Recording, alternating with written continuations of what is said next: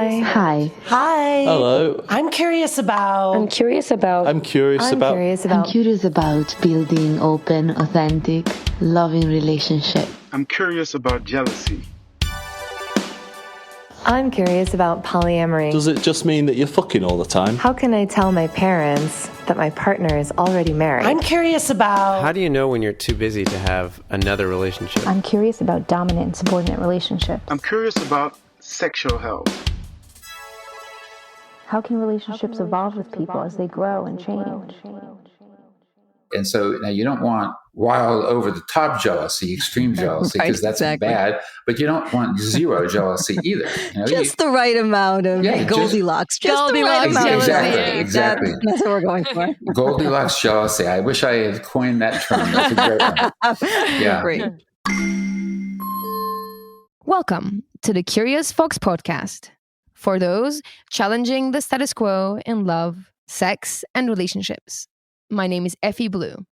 And I'm Jacqueline Misla. And today we're talking about jealousy and challenging the idea that jealousy is a bad thing and something that non-monogamous people should not feel. So before we dig into this topic, I have something I need to say. I get jealous. What?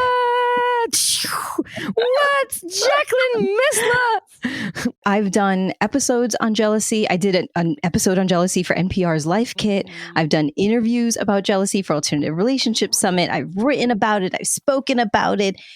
And I get jealous. And I don't mean envy. Oh, I want what you have. I mean jealousy. That is mine. And you need to take a step back. Mm-hmm.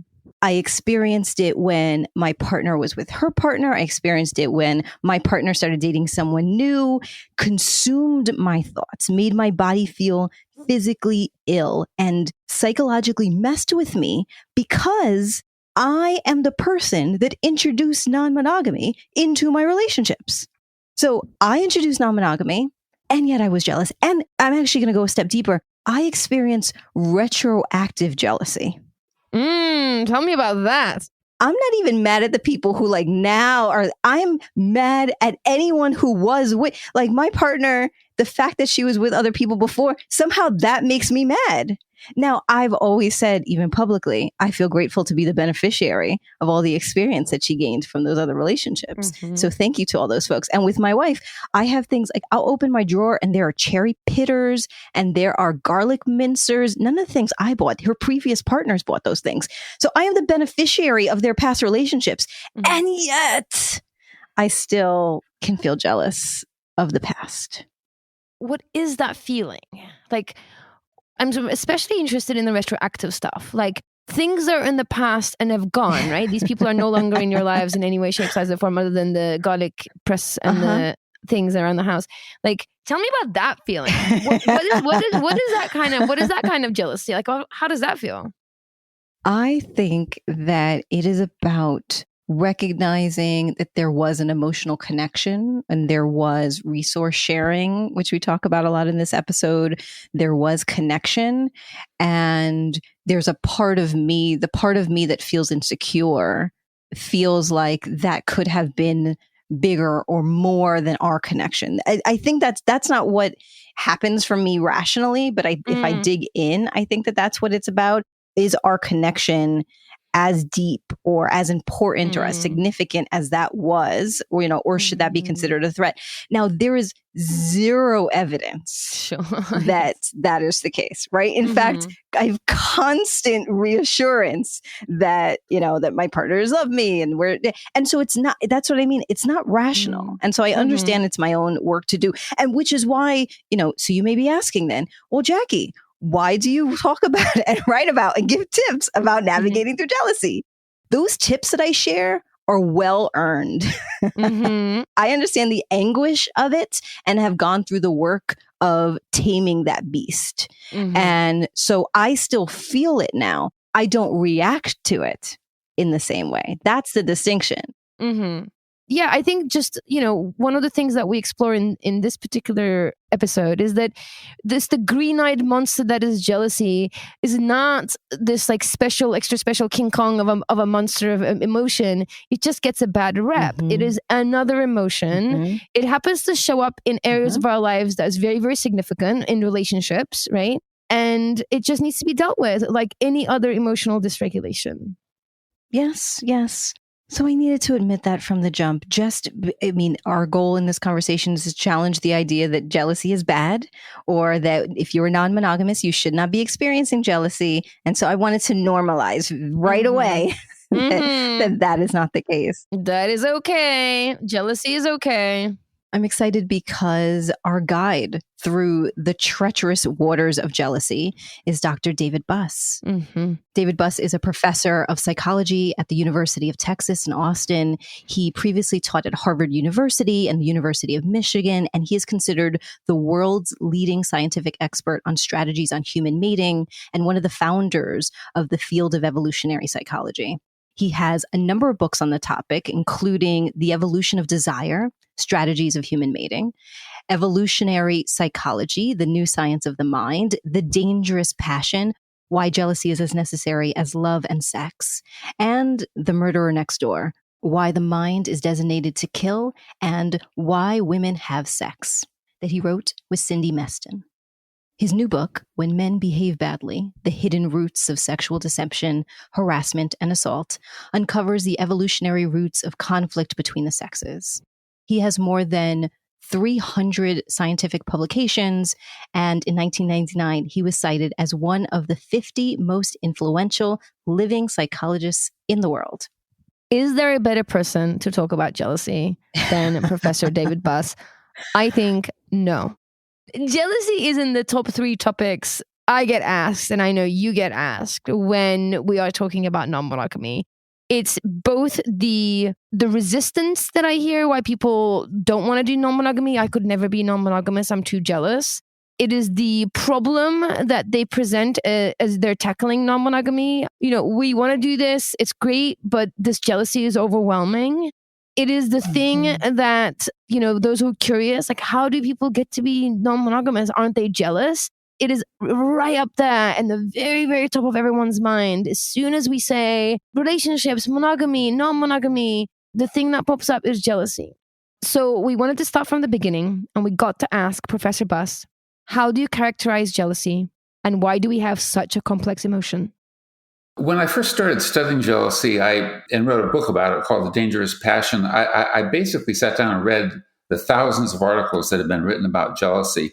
And what I was startled to realize is that the mainstream thinking was all that jealousy is a pathology, that it's a sign of insecurity, a sign of neurosis, that it needs to be treated. There's an enormous couples counseling literature on it, where people come into therapy for how to deal with their jealousy.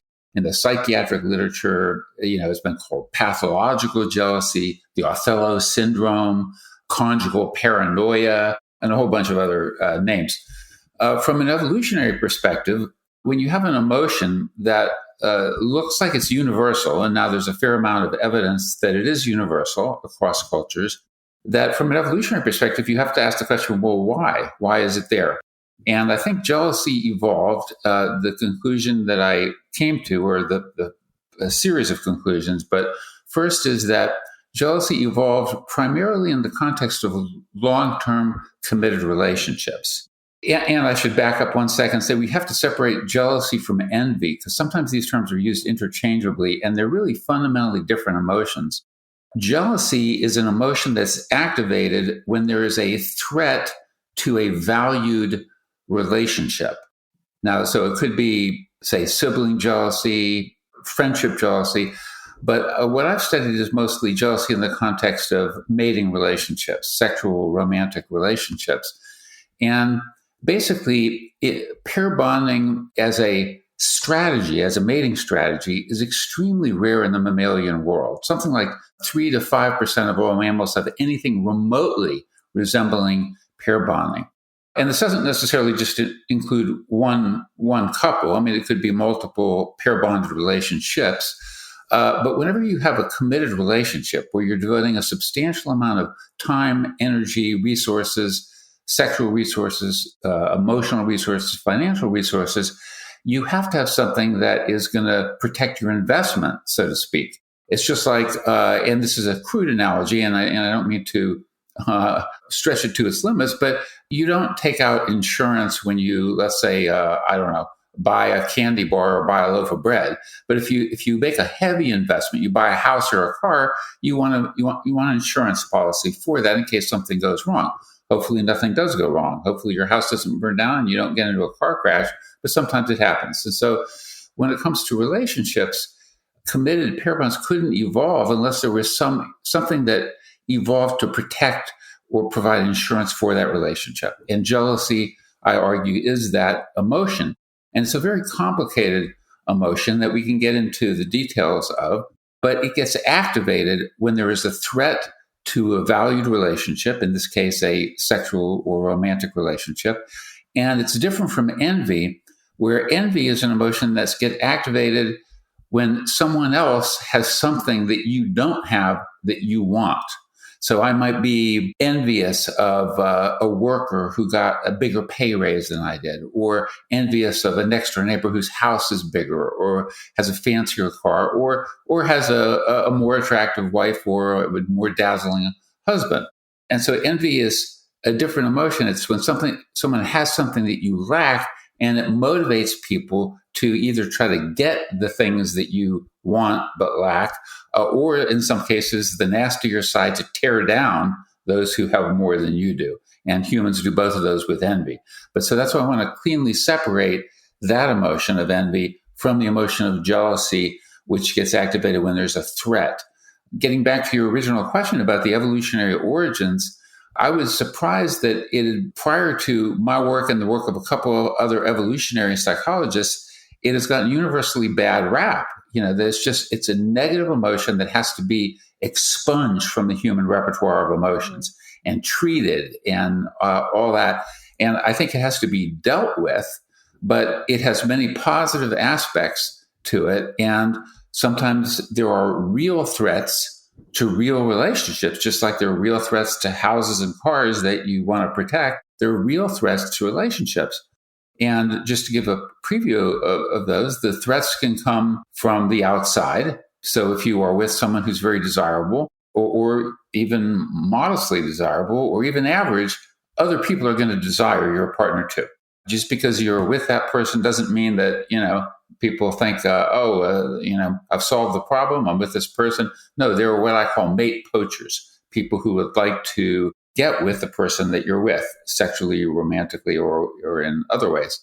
So that's from the outside. There can be threats from the inside. So your partner becomes dissatisfied, emotionally dissatisfied, sexually dissatisfied, and starts maybe looking around to see if there might be a better person out there for there, or better people out there. And then there are even more subtle things like mate value discrepancies. So, and this is in the, I think everyone knows what I mean by this. It's a kind of cumbersome phrase, but people use informal phrases like, you're too good for him, or he's not good enough for you, or she's out of my league. They use these terms to refer to mate value discrepancies. And it's a reality that there is some consensus about mate value, not total, fortunately. There are individual differences. I know a woman, a college professor, who she teaches Russian literature, and one of her top priorities in finding a mate is a guy who is steeped in Russian literature, so she can have these high-level conversations about Tolstoy, for example. Well, that's an unusual thing, but it's an individual difference. And so someone who's high in mate value for her might be different from someone who's not into Russian literature or has other interests. So there are individual differences, which is very good, but there's also some degree of consensus. That is, people sort of agree that person X is an 8, person Y is a 6, person Z is a 2. And it's harsh because it involves value judgments, but it's a fact of life. Is that the idea of mate value universal, or does it change from culture to culture and society to society? Or is it as universal as jealousy? I think it's as universal as jealousy overall. There are cultural variations, of course. I mean, things like cultures vary on their preference for body types, like thin versus plump. Some of these are predictable. They vary in the importance they attach to physical appearance or physical attractiveness. There's some variability, but there's also a fair amount of consensus. And importantly, there are sex differences in the components that contribute to mate value. So two questions emerged then. One is around a little bit more conversation around infidelity. So you noted that infidelity does not necessarily have to do with dissatisfaction within the relationship. So maybe can we start there? I'll ask that question. And then I do want to ask about the distinction between the biological sexes. Well, so I think that infidelity is also part of our repertoire. So the way that I think about it is that humans have a menu. We've evolved a menu of mating strategies. These involve long-term committed mating, which, as I've noted, is very, very rare in the mammalian world. But we also have short-term mating. We have serial mating. We have infidelity mating. So being with one committed partner, having sex on the side, sometimes surreptitiously and sometimes openly. Infidelity has also been given a bad rap. Of course, it can be extremely destructive if it's not consensual. It's a topic I know we're going to get into. But nonetheless, we've evolved not to maximize personal happiness. This is a key thing. We come from a long line of ancestors who succeeded in the mating game, who succeeded in attracting fertile mates, having sex with fertile mates, reproducing with fertile mates, and then having the offspring live to reproductive age. And so that's really the criterion. And so what that means is that it leads us sometimes to infidelity, which can be motivated, for example, by partner switching. So if you're, let's say, using that crude mate value scale, if you're with a 6 and then, you're unhappy in the relationship, you're sexually unfulfilled, you're emotionally unfulfilled, then all of a sudden the 8 comes along and shows a lot of interest in you. Well, infidelity can be part of a mate switching strategy. And I think that's critical. And I've written extensively about mate switching as a strategy. And infidelity is part of that. Another part is that people keep backup mates. We've done research on that as well. That is, even if they're in a happy relationship, sometimes they have a kind of a backup mate. One woman said in our study that men are like soup. You always want to have one on the back burner. Mm-hmm. And we found that women often have more than one. I think in our study, we found an average of 2 or 3. And men do as well, have backup potential mates. Mild flirtations that are not necessarily acted on, but might be there if you choose to mate switch. That's interesting. We on the show talk a lot about non-monogamy, right? A lot of our audience are curious about or exploring or full out live out non-monogamy. We were just before the show, Jacqueline and I were reflecting and saying some of your data around cheating actually can be adapted to understand some non-monogamy and how people show up in non-monogamy. Because what I notice is essentially there's a lot of people come to a crossroads and they have options. They can either cheat for whatever reason, or they have heard about non-monogamy and they feel for whatever reason that they can try to introduce it into the relationship to solve essentially the same problem they're trying to solve by potentially cheating. So when I look at the data of why people cheat or why people might potentially think about non-monogamy, I'm seeing some similarities. So if you take out this idea of cheating, like you make it instead of that you're going to cheat, how does that change the playing field? Does it have any impact on the way that jealousy gets triggered? I think that it is a partial solution or a full solution for some people. We have to ask the question, what are the circumstances that motivate people to introduce non-monogamy into their relationship? And so sometimes there is a mate value discrepancy. So I know cases, I know a number of consensual non-monogamous people, and sometimes the man wants to introduce other sexual partners in the relationship, and the woman goes along with it as a mate retention tactic. That is, she's trying to keep the guy and doesn't want to lose him, and so figures that, well, as long as I'm still the primary partner, then, sex on the side, consensual sex on the side is okay.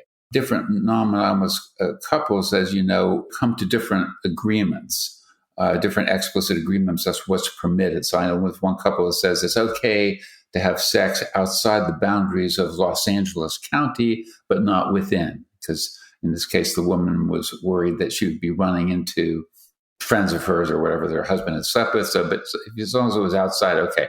But here's an interesting anecdote for you. This one non-monogamous couple that I know quite well, I asked them about that, about jealousy. How do they experience jealousy? And this is a case where it's consensual on both of their parts. Okay, but, and this is getting back to your other question about sex differences, which we can get into, maybe get a wedge into at this moment, is that she said that it didn't bother her at all when he slept with other women. She was totally fine with it. It didn't evoke jealousy at all. But one time she saw him walking down the street hand in hand with another woman who happened to be a former girlfriend, and it triggered her jealous rage in her. And that hand in hand was kind of a cue to something not sexual, but it was like an emotional tie that triggered her. And then when I asked him, in this case, she's bisexual. It really bothered him when she slept with other guys, the sexual in contact, but he was okay with her sleeping with other women. And so he kept trying to pressure her subtly or manipulate or influence her. They were primary partners. When they had their other sexual relationships, to pressure her to sleep with other women, not with other men.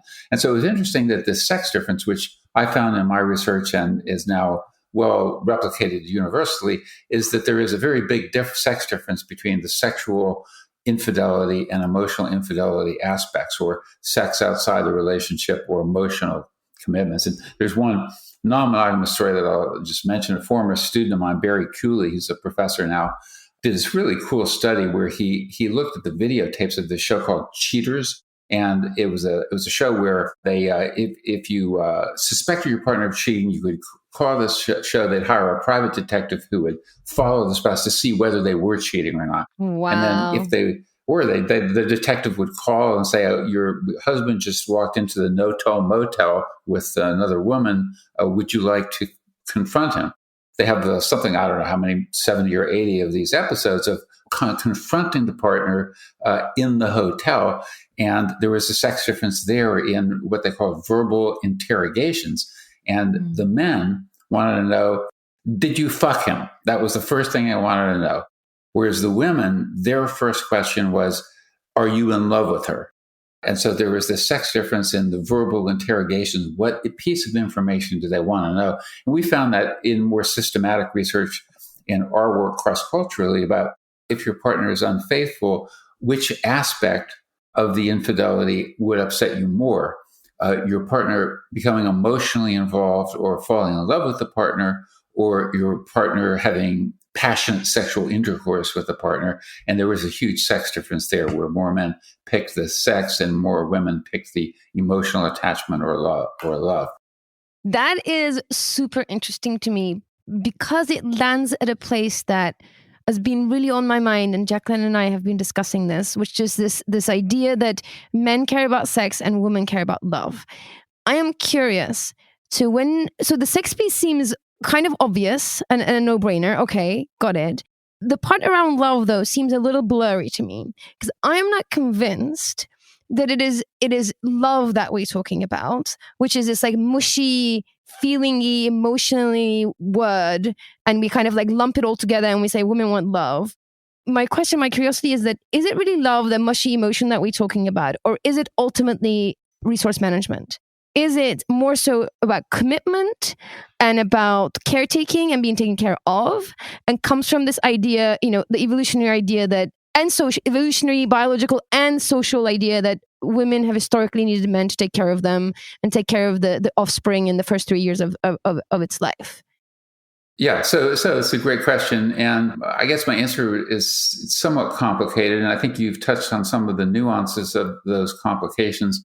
First of all, love isn't a unitary thing. And so there's pretty good evidence that people go through, even when they, quote, fall in love, they go through a progression of this sort of what I call the fucking like bunnies stage, over-idealization of the partner, attribute the partner as the most intelligent, most attractive, most dazzling, most fascinating person on the earth. And then after a few months, all that kind of dies down, and the rose-colored glasses start to come off a little bit, and then attachment kicks in, and so it's a different kind of thing. I mean, of course, it would be impossible to sustain that infatuated love. You have to actually get work done and do other things in your life other than being totally mesmerized and obsessed with your partner. So there's that. I think that I would reframe the way that you pose this issue of needing men to take care of them, because that's not really accurate. So over evolutionary time, so we evolved from hunter-gatherers. So our species spent 99% of our time as hunter-gatherers. And so what that meant, and this is hard for modern people to understand, that we were often at the brink of starvation. That is, there were ice ages, there were brutal winters where there were no berries blooming, there were droughts, and you had to go out and hunt, men, in the case of men, large game animal, and gather, which both men and women do. And women, depending on the culture, always contributed somewhere between 40 and 80% of the calories to the family. And so women provided and men provided. Okay, but the issue with hunting is critical here, because when you have a drought or an ice age or a brutal winter where there is nothing to be gathered, then meat can make the difference between starvation and death to a woman and her children. And so it's not a matter so much of needing men to take care of them, but providing resources in critical times, especially, and protection. Protection is another critical thing, because we know that men can be nasty to women, and there are sexual predators, and probably always have been some in our midst. And so being mated to a man who has the ability and willingness to offer that protection to a woman and her children, that's a very valuable resource. And so I wouldn't say it's a matter of needing men to take care of them so much as providing resources of very specific kinds to the woman and her children. And so, one of the interesting things about that is that in modern times, of course, those circumstances don't exist. So there's a big mismatch between ancestral and modern environments. Women don't need men to provide meat. They just can use their own resources to go to the store and buy it. And even protection has probably become somewhat less of a problem, but still is a problem. So women still prioritize men who have physical fitness. They don't like the muscle-bound guys, but guys who are fit, have a good shoulder to hip ratio, guys who are a bit taller than average, guys who are brave in the face of danger, guys who aren't going to turn and flee and save themselves rather than protect the woman. Women still value those things, and there are still threats, sexual threats of sexual coercion and violence in the modern environment. And I talk about those in my most recent book, When Men Behave Badly, published in the UK under the title Bad Men, where, especially younger women, before they become more experienced in the mating game, they're especially vulnerable to sexual predators. You talked about the distinction between the biological sexes as it relates to infidelity. Can you connect those dots as it relates to jealousy? Do folks show up differently depending on their biological sex in terms of how they express their jealousy? Yes, they do. And I should have to qualify this. And I say these are on average sex differences. So there's a lot of overlap between the sexes, and men, in the case that I alluded to earlier, men are also very concerned about whether their partner is in love with someone else or emotionally involved with the other person. And women are also very concerned about the sexual aspects of the infidelity. It's just that there's an on average sex difference. That's why we did studies where, like, you just ask people who are in monogamous relationships, how upsetting is if your partner has sex with someone else? How upset would you be if they became emotionally involved with someone else? Both sexes hit ceiling effect. They would say 6 or 7 on the 7-point scale, where 7 is extremely upset, extremely jealous. And so we had to devise different procedures to get at it. We put them in what I call the Sophie's choice jealousy dilemma, where we say, okay, your partner is getting involved with someone else. Which aspect of the infidelity is more upsetting? So kind of forced choice. And when you do it that way, that's when you get about a 40% sex difference in response. But they're on average. And so you got to keep the on average in mind, because there's overlap in the distributions. And that also carries over into how they express it. And so they express it in a variety of ways. So I've developed a taxonomy of what I call mate guarding tactics or mate retention tactics that range from vigilance to violence. And so there are 19 of these things if people are interested in taking a deeper look at it. And so vigilance is like the first kind of line of defense, and both men and women do it. In the old days, they used to do things like follow their partner around and physically stalk them. But in the modern times, they use cyber hacking. So they hack into their partner's computer, look at their social media accounts, call partner up to see if they are where they said they would be, look for, basically the information gathering stage of things. Getting back to the key point of mate value discrepancies. And this is a point that I wanted to make, that I'll make now in the context of your question, which is that jealousy can get activated even if there's no immediate threat to the relationship. And so in general, there's what's called positive assortment for mate value, meaning people who are similar in mate value tend to hook up, tend to couple up. So the 6s mate with the 6s, the 8s with the 8s, the 10s with the 10s. Okay, but that's on average. And when people initially mate, sometimes and often over time, a discrepancy emerges. So let's say you're both 8s, you mate, and then after a year, something happens. The guy loses his job.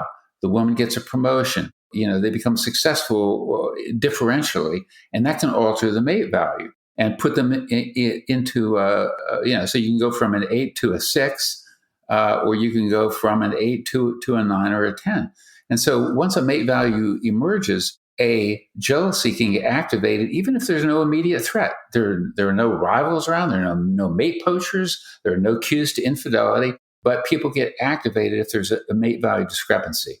And so this jealousy and mate guarding and mate retention behavioral tactics can come online even if there's not that immediate threat. That's super interesting. I just have a quick question so that I can get clear. When jealousy comes online, it's a universal feeling that, we talked about, and I totally get that. Is some of it dispositional, meaning some people are quicker to get activated and others kind of not so much?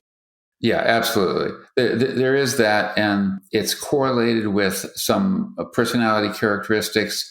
It's also linked to prior experiences.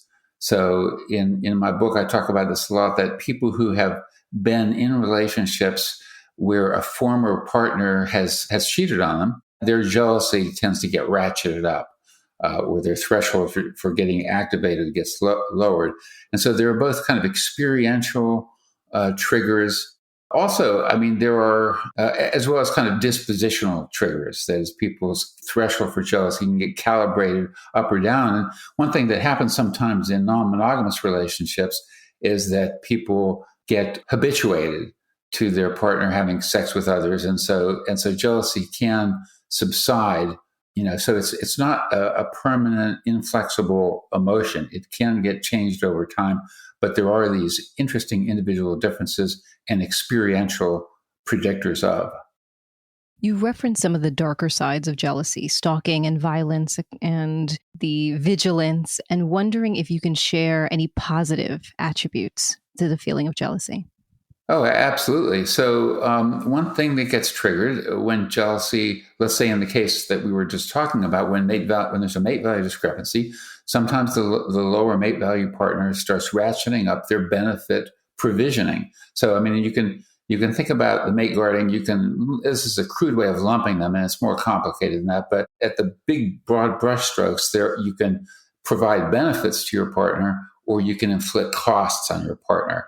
And so one mate guarding strategy that's often very effective is providing more benefits. So a person can be more emotionally available, provide more attention, get an extra job, provide more resources, give more gifts, or even in the sexual sphere, become a better sex partner, improve the sexual relationship.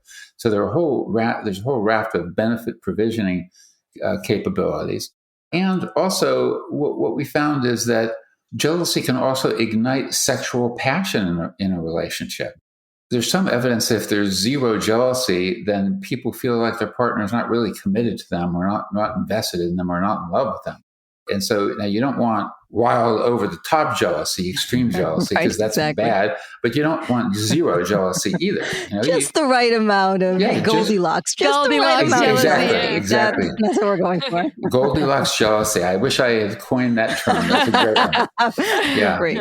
Yeah, and it's a fact that, when other people show interest in your partner, that increases your sexual attraction to that person. And we use cues from our social world, and that affects how desirable we find our partner. So that igniting sexual passion is, I would say, a key benefit. And also displaying jealousy is a sign of commitment. It shows that you're not indifferent. So, if you come home from work and your partner is naked in bed having wild sex with someone else, and you go, I wonder what's on TV tonight. If you show a bland reaction, that's a bad cue. I mean, you want to see some jealousy. Now, but on the over the top and the Goldilocks, people often try to suppress the expression of their jealousy, because expressing too much of it is a signal that you perceive maybe that you are lower in mate value than your partner. And so people don't want to send that signal. Mm-hmm. And so there's that other complicated aspect of the suppression of the expression of jealousy. Humans are complicated. That is my conclusion of all of this, that humans are complicated. Yeah. Yes, they are. Well, which makes them fascinating. Sure. I appreciate you distinguishing out to the distinction between feeling it, so the reaction versus the response, so the behavior around the jealousy versus feeling and experiencing the jealousy, that there is a distinction. We can feel it. We can even feel it in a big way. It does not mean that our reactions, our responses, our behaviors need to reflect that bigness. Yes, exactly. And what people do, sometimes they suppress its expression to their partner, but then behave in ways when their partner is not around, like hacking into their computer. Mm-hmm. Yeah. I want to be respectful of time. I know we only have you for a few more minutes, and so would love to ask you 4 questions about yourself so we can get to know you a little better before we end our conversation. Sure. And so the first question is, what is one piece of advice that you would give to your younger self about love, sex, or relationships? Yeah, well, the one piece of advice I would give is I would not attach as much importance to physical attractiveness, and I would attach much more importance in relationships, much more importance to personality characteristics such as emotional stability, dependability, and non-neuroticism, that kind of cluster. And I found this subsequently in my research. That's partly what early I had a bad mating choice. Well, I wouldn't say it's bad, but I overvalued physical appearance and kind of overlooked signs of emotional instability and neuroticism. And my subsequent research found that it's disastrous for a long-term relationship if you have someone who's emotionally unstable. And so that's what I would do. And I think that men especially tend to fall victim to this overvaluation of the physical attractiveness, and a neglect of the other very important characteristics that contribute to the success of a long-term mating relationship.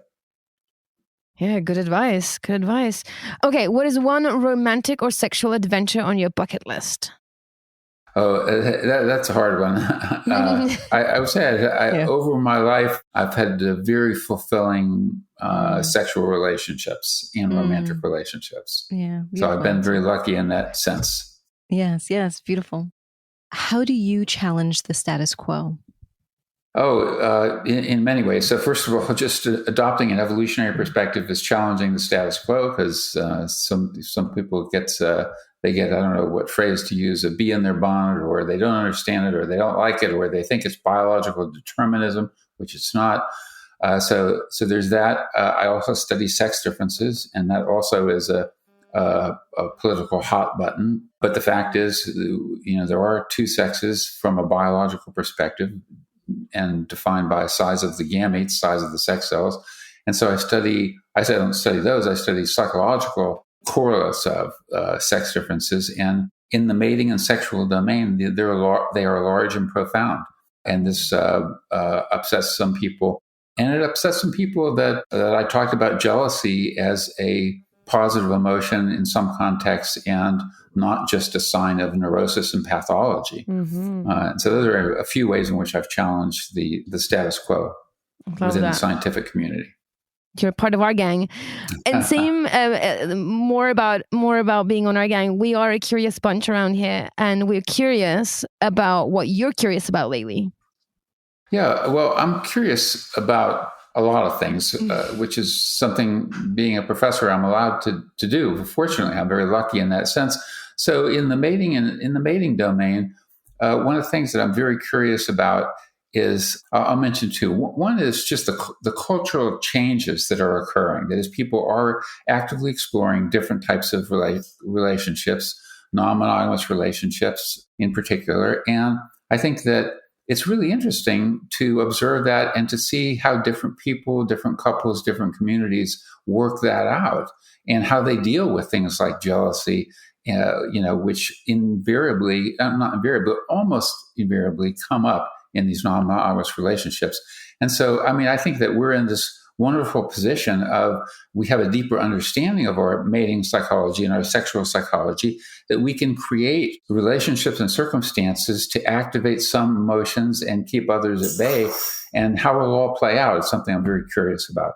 The other thing I'm curious about in this realm is under the topic of sexual morality.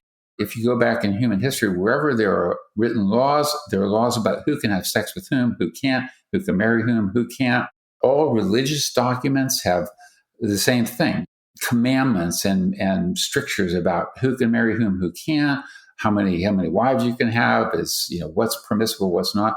And people have sexual morality. They have very strong feelings about what is immoral sexually, like sexual coercion or incest, or what is moral, what is immoral. And so that's another very active area of research that I'm doing. Shout out to my two co-collaborators on this, Kelly Asau and Courtney Crosby, are the two colleagues that I'm working with on this sexual morality.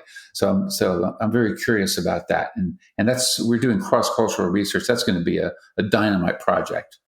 We would love to have you back to talk about your findings in a heartbeat. So whenever you're ready to talk about it, please let us know. We would love to talk about that. And I want to throw something in there for you.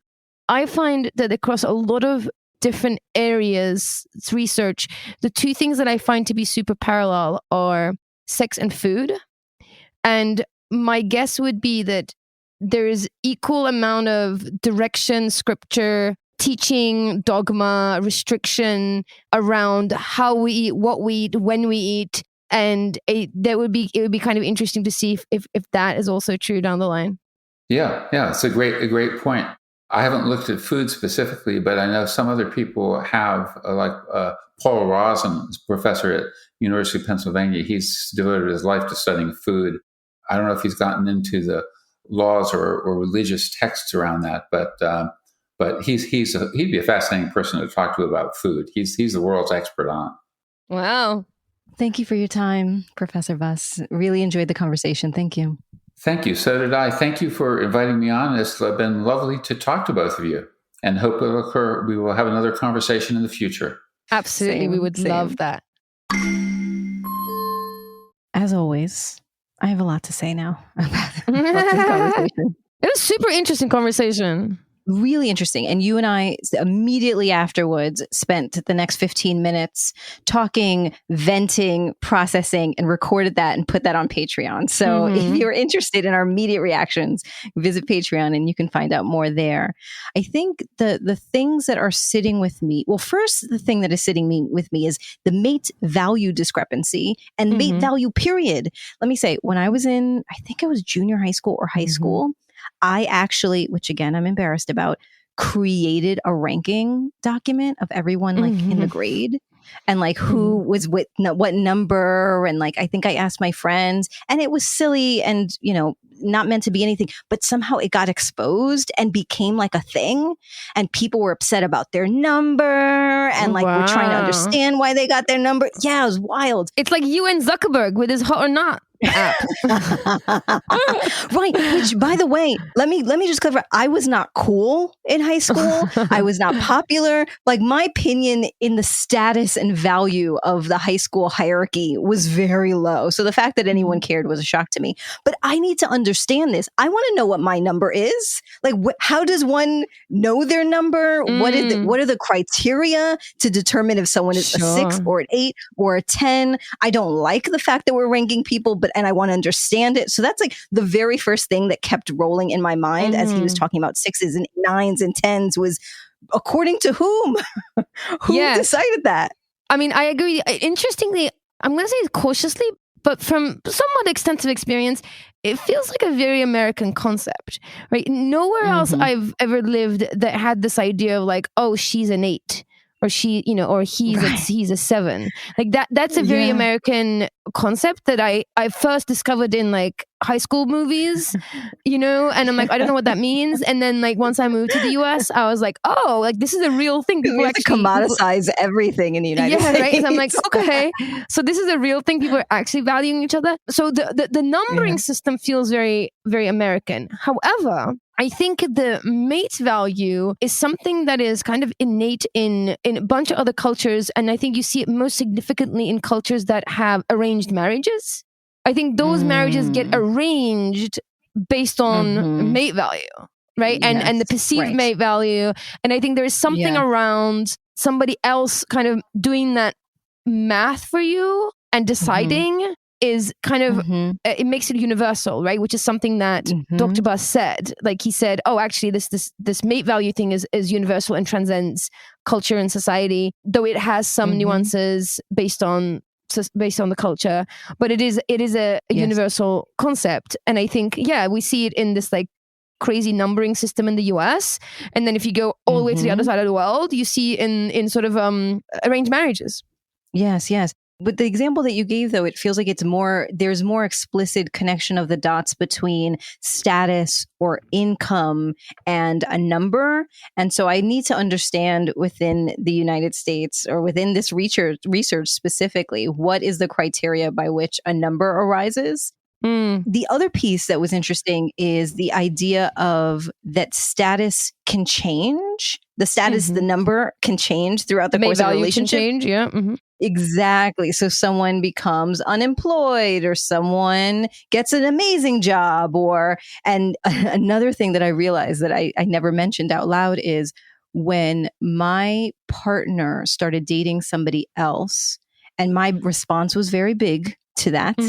And when that relationship ended, it absolutely changed the way that I showed up to her and that relationship. Like her mating value went up as a result. And I think that was because it was like, oh, other people were interested in you. Like it became a supply and demand issue where I was like, there's only one of her and clearly demand is higher than I thought.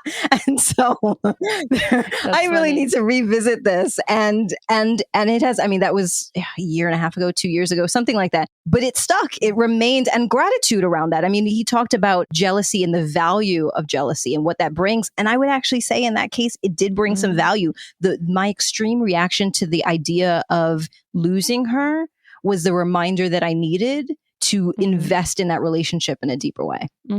Yeah, actually, I have heard this idea in reverse. I work with people who have essentially witnessed their partner dating, being interested in having sex with somebody that they feel have a lower mating value, and then loop that around to the idea that now that their partner has a lower mate value, therefore it brings their mate value down, or that the fact that their mate is interested in a lower value mate made them reflect on themselves as, oh, I thought I was an 8, maybe I'm a 6 because he's interested in 6s, or vice versa. So I've actually heard this is something that happens around when people are opening up, like the judgment of the other partner is something that comes up. And I think it's somehow subconsciously on some evolutionary sort of amygdala level to do with mate value. That's wild. And why are we so complicated? Why are we so obsessed with status? Why are we so complicated as human beings? Like, what is happening? Life is hard already. Yeah, we do know this though, right? We are pack animals. Humans are pack animals. And if you observe the pack behavior of other pack animals in the wild, there is a constant battle for status, which has direct links to resource management. The higher you are in the ranking of the pack, the sooner you eat, which means the better part of the meat that you get, right? And this is just like on a very basic evolutionary level. That's why I think on some animal instinct, wild amygdala level, we're just tuned into that, right? Which is something that Professor Buss said, right? It's just about that we're a species that have arrived where we are because of our mating strategies, right? This is one of the things, one of the first things that he said. And I think part of that is survival. So it's like survival and mating and having robust mating strategy, survival and mating strategies is brought us here where we are. So I think that's where it comes from. No, I think that's true. I think it's just hard for me to reconcile and hard for me, frankly, to look back at those periods of my life. I remember when my partner started dating someone, I lost like 10 pounds. Like I was like depressed. It hit me hard. And certainly when my wife was with her partner, that was a multi-year process of getting through that piece. And so the fact that it consumed so much of me was a real sign around the work that I needed to do to value myself. You know, we're talking about mate value, but really I needed to do the work to not have so much fear because that fear was rooted in insecurity. But it's wild to me, again, that I am such a rational person in so many ways. I'm so type A. Well, maybe that was part of it. That the way I wanted to control it felt big. Yeah. I think you answered your question right there. It makes me think of the Goldilocks jealousy, which now we have coined as a part of Curious Fox. It's now a Curious Fox phrase. See that out in the world. Know that was the source is Goldilocks jealousy. But it makes me think about that in terms of the different levels and different ways in which people express their jealousy, feel it and express it. And I hope that now at least my expressing it is a lot better than it once was. Yeah. I mean, I think the Goldilocks jealousy piece really resonated with me too. And Professor Buss actually writes somewhere, only with a healthy balance of jealousy and trust can we be certain of a mate's commitment, devotion, and true love, which, you know, I think when you first read it, at least when I first read it, I was like, what do you mean? Just like this old rhetoric around, well, if your partner is jealous of you, that means they love you. And if they're not jealous of you, that means they don't love you. Like that rhetoric. It reminded me of that, and my initial reaction was, ugh, yuck. I don't want to even accept that the statement exists. But on reflection and having spoken to him, I think that Goldilocks piece is the key, right? It's a balance of jealousy and trust, right? So the jealousy to keep things alive, jealousy to sort of keep a gauge on how you feel about your partner and how their partner feel about you, whether they value you. And it seems to be a biological reality, and trust in that, sure, like that is gonna, you know, use it to ignite your experience and how you feel and take a gauge on it. And also trust that it's going to be okay and your partner is going to stick around and is going to stick with the commitments and the agreements that you defined. Because otherwise, if you're truly just wrapped up in jealousy and that's all you can think of and that's the only thing that affects your behavior, I think it's just going to be a miserable experience. So I think, Goldilocks jealousy, like a little bit of this, a little bit of that, and find that beautiful sweet spot. I know, but how? That feels like a tightrope. That feels like balancing on that. Because, you know, if we're looking at Goldilocks, my reaction in the past, at least, was very big. My wife was the very opposite of that. I remember one day I was getting ready. I was going to attend a play party and I was getting ready and I showed her, I was like, I'm going to wear this thing. And she was like, okay, have fun, you know, be safe. See you later. And I was like, what the? Nothing? Not a there was not a sign, not a murmur. It was the example that Dr. Buss gives of, you know, someone having wild sex and you're like, I wonder what's for dinner. That was my experience in that moment. And so afterwards I had that conversation with her. I was like, you didn't feel anything? And she's like, of course I did. But we made a commitment to each other that we were going to allow each other to have these spaces and these experiences. And I did not want my feelings to impact you, particularly right as you were about to leave. Mm-hmm. And so I said, but it did, because you weren't jealous at all. I was like, next time, let's find that little bit right in the middle, that tightrope in the middle of like, wow, you look great, you know, feeling a little jealous. And I hope you have a wonderful time. You know, be safe. I'll see you later. Yeah. Like that right there in the center. Yeah. It felt like the sweet spot. Sure. There's also, I think there's something to be said, just going back to what we were saying at the beginning around activation, right? Also, this is teaching moment, ding, ding. I think we need like a ding for teaching moments. Yes. Teaching moment, everyone. Emotional activation looks different for different people. For some people, emotional activation looks what you would imagine, loud, full of emotiveness, a lot of words, a lot of gesturing, right? That is what emotional activation can look like for some people. For other people, emotional activation looks almost exactly the opposite. It can look like indifference. It can look like disconnection. It can look like not even there, right? Not completely unaffected. And it is absolutely the absolute opposite. So this is also to say, if someone doesn't look like they're jealous and they might look completely indifferent, it might be worth taking a pause, breathing, and thinking, how does my partner react when they are feeling big emotions? How do they normally deal with other emotions? When they feel big, overwhelming emotions, what do? Oh, funny. They get quiet. They get still. They become very, very even-tempered. The chances are your partner is feeling big, big emotions around jealousy as well. And just, it looks different for them.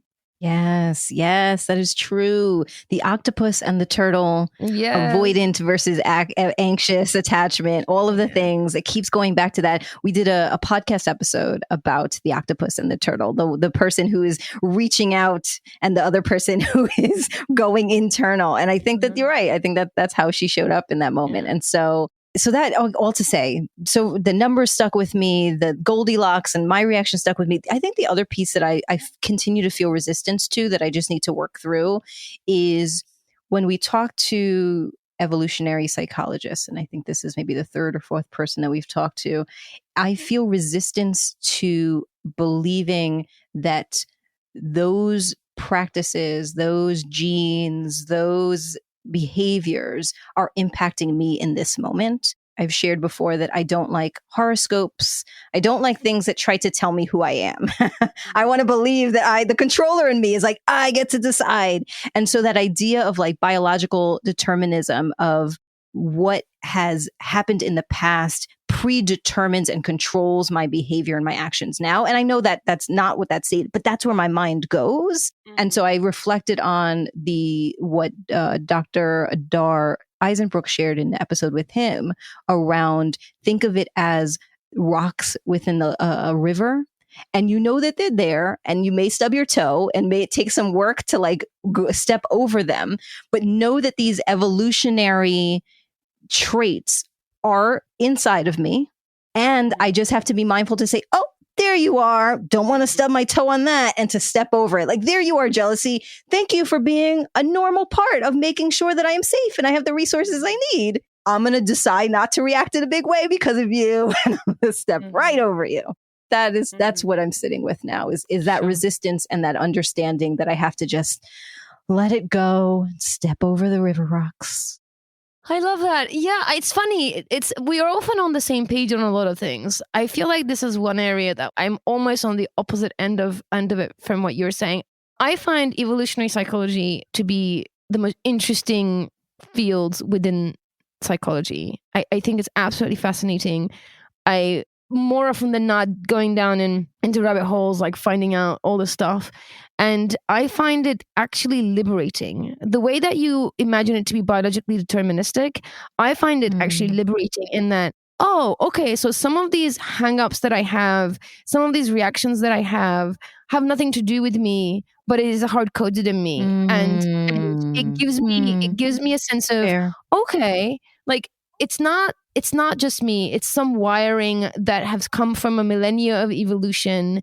And now with my wise mind, I get to make some decisions. And whenever I explain, basics of evolutionary psychology, when I'm explaining to people about attachment, when I take that path, I see that liberation in them. I see them go, oh, okay, like, it's just how I'm wired. Now I get to make decisions. Like, the reason that I'm showing up this way is not my conscious thought. It's not, it's not what I want, but it is how I'm wired, and how the wires are like sparking in this moment. Can we just rewire? There's an opportunity to rewire and move forward with that. I actually find evolutionary psychology to be kind of liberating and very insightful in a behavioral kind of way. I think I've been convinced. I think you're right. I'm still resistant, but what you said is true. I resist star signs, zodiac, astrology, like you. I just feel like it's different with evolutionary psychology. I feel like, it's my ancestors. It's not in the stars, but it is the billions of humans that came before me that has brought me here. It feels more grounded than what the stars say. Yeah. Though I do read Susan Miller. Yeah, I believe in all those. I actually believe that those signs exist. I mean, it's not believing that is real. It is resistance to knowing it, because thinking then that is going to predetermine or control me. But to your point, understanding what exists and what is possible allows us then to make different decisions. So fair points, Effy Blue. Yeah. Last but not least, really practical takeaway: the distinction between jealousy and envy, which is something that comes up all the time. So I was surprised to come up against it and be surprised and kind of learn something new, discover a new way of thinking about it and knowing it, understanding it. The way that Dr. Buss said, jealousy is about relationships. So the feeling of jealousy as different from envy is really mostly to do with that it comes up in the relational dynamic. And envy is more about, I want that thing that you have too. Like, I want that thing that you have too, which is not relational. It's more resource and status and kind of what we want and what we desire in the world, versus jealousy being significantly about threatening a significant relationship, right? So a significant threat to a significant relationship is what causes jealousy. And envy is really desiring something that you see you don't have. And that distinction, I don't know, it was new for me. Yeah, agreed. To your point, I knew the distinction between you can't have what I have and I want what you have, but the nuance of the context within relationships specifically and that jealousy really shows up in that space, I think was new for me. Yeah. Yes. So if you were as curious as we were about this topic, first go to Patreon and take a listen to our initial reactions after the show, and then go online and find out more. Go to Professor David Buss's website at davidbuss.com. Follow him on Twitter at Prof David Buss. And of course, find us online. You can find us at We Are Curious Foxes on the website, on Patreon, on Instagram, on Facebook, all the ways in which you can find us. Not yet TikTok. We're resistant to TikTok. Resisting TikTok. You might have to get there. You can tell we're resistant to lots of things. So not there yet, but almost everywhere else, if you search We Are Curious Foxes, you will be able to find us. And we would love, if you find us, to hear from you. So please rate, send a comment, and share this podcast with other folks. It really does make a difference. Our goal is to change the noise, and you can be a part of that. You can help us challenge the status quo. And then let us know if there's anything that you want us to explore and take a deep dive into. You can email us or send us a voice memo at listening@wearecuriousfoxes.com, or you can record a question for the show by calling us at 201-870-0063. This episode is produced and edited by Nina Pollock, who does an excellent work for us as well as other podcasts. And we're not jealous. Our intro music is composed by Dev Saha. We are so grateful for their work. And we're grateful to you for listening. As always, stay curious, friends. Curious Fox Podcast is not and will never be the final word on any topic. We solely aim to encourage curiosity and provide a space for exploration through connection and story. We encourage you to listen with an open and curious mind. And we'll look forward to your feedback. Stay curious, friends. Stay curious. Stay curious. Stay curious. Stay curious. Stay curious. Stay curious.